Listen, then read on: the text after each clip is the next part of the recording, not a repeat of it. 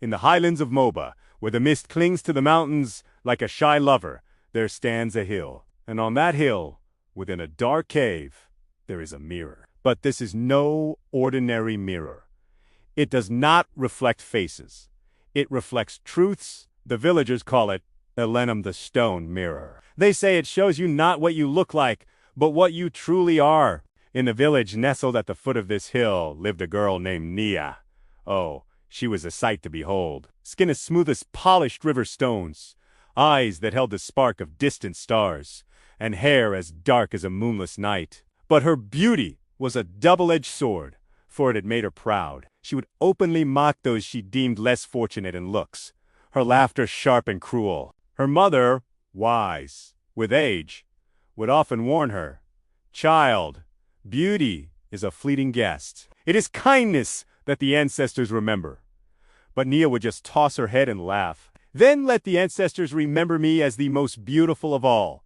One sweltering afternoon, hiding in the shade of a baobab tree, Nia overheard the village elders whisper in a tale. It was the story of the Mirror Woman, a spirit bound to the stone mirror on Moba Hill.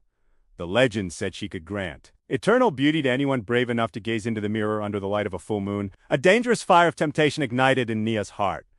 Eternal beauty. It was all she had ever wanted. She marked her calendar, her heart thumping with anticipation, and waited for the next full moon. When the night finally arrived, she slipped out of her hut and began the lonely climb up Moba Hill.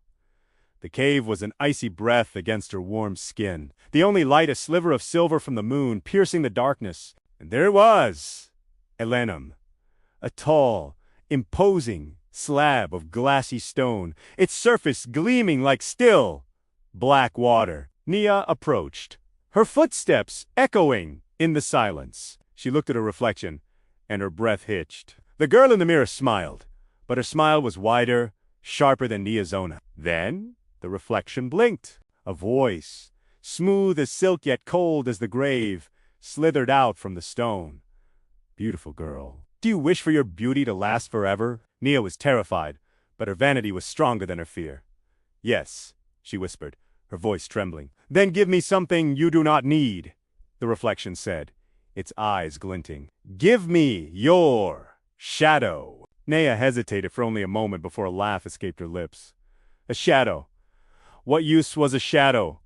"Fine, take it. Shadows only dull a person's beauty," she declared. With a sinister grace, the reflection reached a hand out from the mirror's surface. Nia felt a strange tug, a cold emptiness spreading from her feet. Her shadow stretched, twisted like a dying serpent, and was swallowed whole by the glassy stone. The reflection smiled again, a triumphant, chilling expression. "Now, you will never age. But remember this," the voice warned, "beauty that feeds on others does not sleep."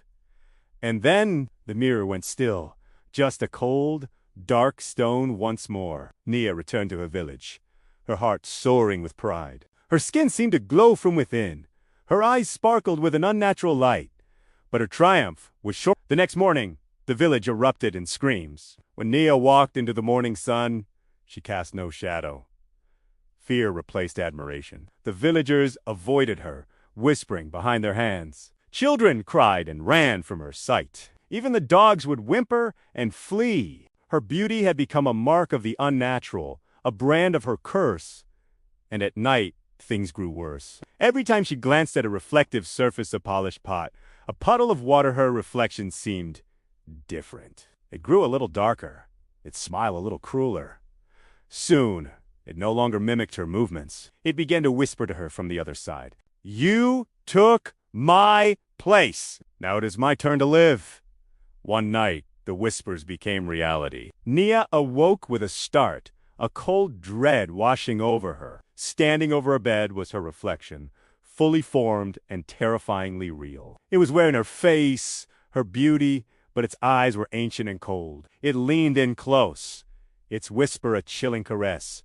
"You wanted beauty forever. Let me wear it for you." The next morning, the villagers found Nia by the riverbank. Her hair was as white as bone, her skin a canvas of wrinkles, her eyes vacant and empty. But in the clear water, her reflection was young and vibrant. It was laughing, and it waved a slow, mocking goodbye before vanishing. They say that even today, when the full moon shines over Moba Hill, if you look into the river, you can sometimes see a beautiful young woman's face. She smiles at her own reflection, whispering to it, never realizing that it is smiling back. The story of Nia serves as a chilling reminder.